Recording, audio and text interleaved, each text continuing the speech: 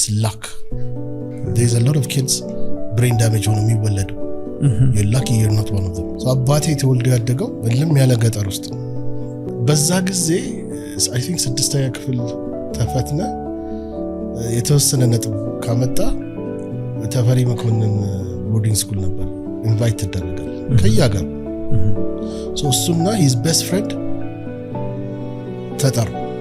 አዲስ አመጣው ትምርታቸው ከ7ኛ ጀምሮ ደግሞ እዚህ እንዲማሩ ማለት ነው ቦርዲንግ ስኩል ሁሉ ነገር ተችሎላቸው so ያንን ቻንስ ያገኙ ሁለቱም ዕቃቸውን ጭነው ይዘው በእግራቸው ወደ ይርጋለም ከዛ በሎንቺና it takes about 7-8 days የዛ ጊዜ አዲስ አበባ መድረስ ማለት ነው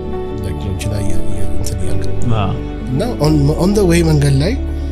የጓደኛ ወንድም ታላቅ ወንድም ያገኛቸው የት ልትሄዱ ነው ይላቸው እኛ አዲስ አበባ ትምህርት ቻንስ ተሰጥቶ ወደዛ ይሄድ መስሎ አንተም መሄድ ይችላል የራሱ ወንድም ግን ተመለስ ከብቱን ማለት ይጠብቃል ነው አስቀርቶታል okay this guy today still ባዶ ግሩ ነው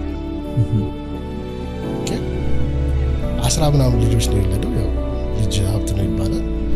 ገባለ እዛችሁ እናትና አባቱ የነበሩበት